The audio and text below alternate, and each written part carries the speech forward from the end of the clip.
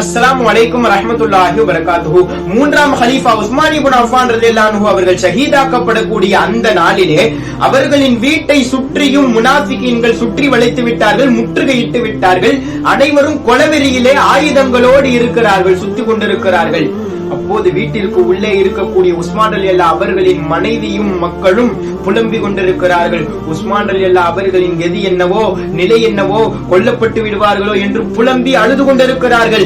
ஆனால் உஸ்மான் ரலியல்லாஹு அவர்களுக்கு தூக்கம் வருகிறது. நோன்பு வைத்திருந்தார்கள் உஸ்மான் ரலியல்லாஹு. தூக்கம் வருகிறது. தூக்கத்திலே நம் உயிரினும் மேலான முஹம்மதுர் ரசூலுல்லாஹ் ஸல்லல்லாஹு அலைஹி வஸல்லம் காட்சி தருகிறார்கள். அல்லாஹ் நம் அனைவருக்கும் அந்த பாக்கியத்தை தருவானாக.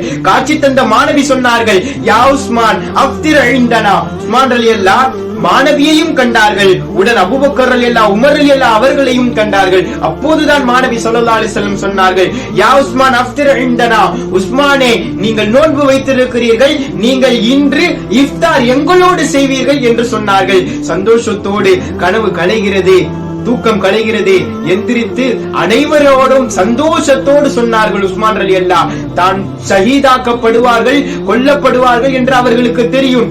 இருந்தாலும் மாணவியோடு நான் இன்றைக்கு இஃப்தார் செய்வேன் என்றால் நான் இன்று ஷஹீதாக்கப்படுவேன் தான் என்று தன் மனைவியிடத்திலே, நான் இங்குதான் சஹர் செய்தேன், ஆனால் நான் இஃப்தார் மாணவியோடு செல்லுவேன் என்று தன்னுடைய மௌத்தை கூட அவர்கள் மிகவும் சாதாரணமாக நினைத்தார்கள். காரணம், அந்த அளவிற்கு நாயகத்தை நேசித்தார்கள், நாயகத்தை பிரிந்து இருக்கிறார்கள் உஸ்மான் ரலியல்லாஹு. நாம் மௌத்தானால் தான், ஷஹீதானால் தான் பெருமானாரை காண முடியும், அவர்களோடு செல்ல முடியும் என்ற அந்த நிலையை அறிந்த அவர்கள் சந்தோஷப்பட்டு அனைவரோடும் சொன்னார்கள்.